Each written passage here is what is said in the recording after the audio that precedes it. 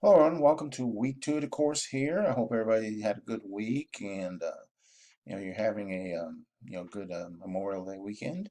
And I'm keep a short topic this week. I got my scenery up here, kind of for season type of thing. But sometimes it's difficult to come up with topics every week that are not repeating previous things. And with the apartment complex I live in, they just opened a pool, so the grandkids were all excited, even though the weather was cold for it. But anyway, it reminded me of the different seasons and, about embracing the seasons. And, of course, this is metaphorically and so forth about embracing seasons.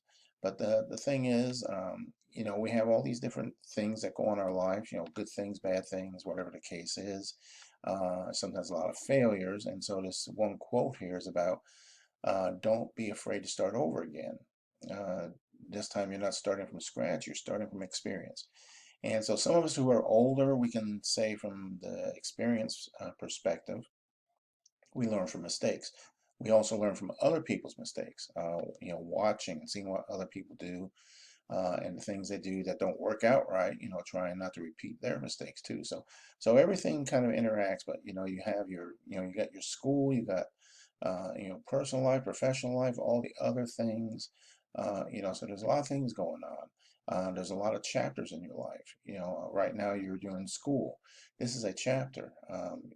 So that's one of the things you gotta, realize is, you got different things going on in life. There's nothing wrong with having a career job type thing, but I'm talking about overall different, things as you progress. The chapters analogy I use, life is like a book. Some chapters are sad, some are happy, some are exciting. If you never turn the page, however, you'll never know what the next chapter is in store for you. And so that's what my point is there. Your life goals should not be to stay where you are. You should be excited about the next chapter. And like I said, regardless, the career field you're in, moving, or doing different things, or life, or whatever the case is, but there's always going to be different chapters, whether you want it or not.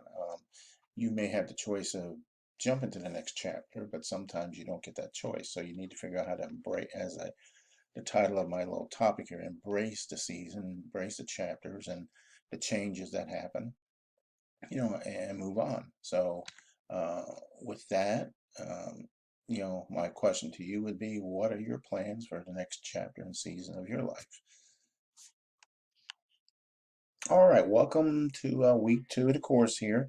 There's just the two of you in the course, so that makes it, I guess it makes it easy for you. But anyway, uh, on to week two here. You got two chapters, or three chapters actually. You got planning and recruiting HR, selecting employees, placing them in the right jobs, and training employees. So, depending on what you're going to be doing, whether you're running a business for somebody or doing your own, all this HR stuff is important because HR people cost money from a business perspective.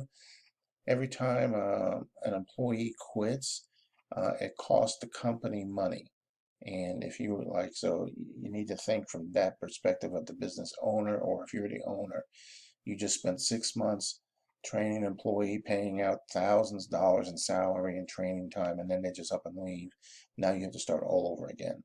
So, I mean, it does cost money, and they call it turnover. Companies can be judged by high turnover, low turnover. So just different things, to take into consideration, and making sure, there's a thing we used to call back when I was in Domino's, running stores for them, is a warm body concept.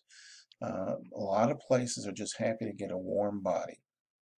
Not that they're able to do the job or can be trained to do the job, just to fill the space. I mean, so that's one of the things to avoid in HR. But anyway, um, so that's what that's about.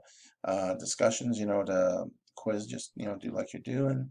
And then your final paper, don't procrastinate on that. Make sure you're working on it. And this week we got a guest speaker um, video, so there's some questions tied in there for you to answer based on what she tells us. All right. So other than that, I'll let you go. Just get in touch with me if you've got questions or anything. And my test question this week is, what's the 8-year-old grandkid doing there? What's it look like he's up to? All right. So I will let you go. Have a great week. If you need anything, just get in touch as always. And that should do it. Take care.